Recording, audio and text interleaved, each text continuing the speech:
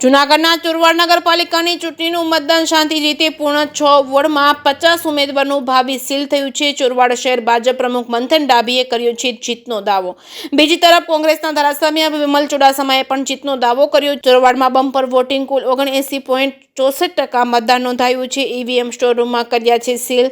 પ્રાંત અધિકારી કિશન ગરચર, મામલતદાર કે વાળા, ડીવાયએસપી કોડિયાતર, એસઓજી એલસીબીના માર્ગદર્શન હેઠળ પીઆઈ મંગરા તેમજ પીએસઆઈ વાળા તેમજ પીએસઆઈ સુમરા સહિતના પોલીસ સ્ટાફ ખડે પગે રહ્યો હતો।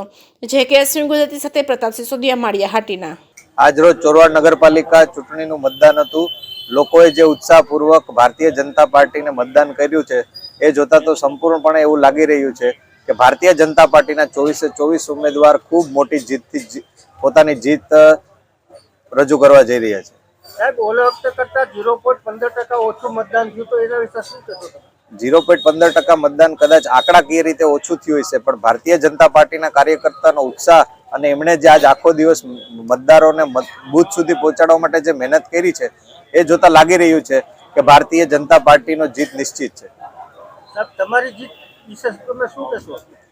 હાલ તો તમે ધારાસભ્યની સામે ચૂંટણી લડી રહ્યા છો। ધારાસભ્ય શ્રીની સામે ચૂંટણી લડી રહ્યા હોય ત્યારે વોર્ડ નંબર 3ના કાર્યકર્તાઓ અને મતદારોનો જે ઉત્સાહ વહેલી સવારથી જે દેખાઈ રહ્યો હતો એ જોતા મને સંપૂર્ણપણે એવું લાગી રહ્યું છે કે વોર્ડ નંબર 3ના 4 ઉમેદવાર પણ જીત પણ નિશ્ચિત થઈ રહી છે। આજે સવારેથી લોકો મતદાન માટે આવેલા। અમે પોતે ઉમેદવારી ફોર્મ ભરેલી, એટલે 24 ઉમેદવાર ચોરવાડ નગરપાલિકાની ચૂંટણી અમે અમારા જે બૂથ હતા ત્યાં હાજર હતા। અમે પણ પોતે મતદાન કરેલું અને બાબા સાહેબ આંબેડકરના બંધારણ મુજબ જે હક ભારતીય દેશના લોકોને મળેલો છે એ મુજબ તમામ મતદાન કરેલું।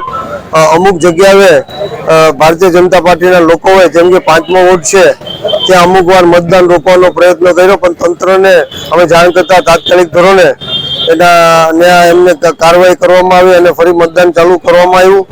એવું નાનું મોટું થયું, પણ સંપૂર્ણ રીતે સાંજના સમય સુધી શાંતિપૂર્વક મતદાન થયું અને શાંતિ રીતે મતદાન થયું। ત્યારે હું ચોરવાડ શહેરની પ્રજાને કે ખૂબ મોટા પાયે મતદાન કર્યું, ખૂબ મોટી સંખ્યામાં મતદાન કર્યું અને આટલું ઊંચું મતદાન કરેલું કે લોકોએ સ્વયંભૂ લોકો નીકળી પડેલા અને એ ચોક્કસ રીતે નક્કી થઈ ગયું કે લોકો ફરી અમને અમારી કામગીરીના આધાર ઉપર ફરી અમને બેસાડવા માંગે છે। 24માંથી 24 સીટ દેવા માંગે છે। 18 તારીખના રોજ 24 બેઠક ત્યાંથી પંજો નીકળવાનો છે અને ચોરવાડનું શાસન, ચોરવાડ નગરપાલિકાનું એ કોંગ્રેસને સોંપવાના છે ને એ ચોરવાડની પ્રજા ઇતિહાસ રચવા જઈ રહી છે।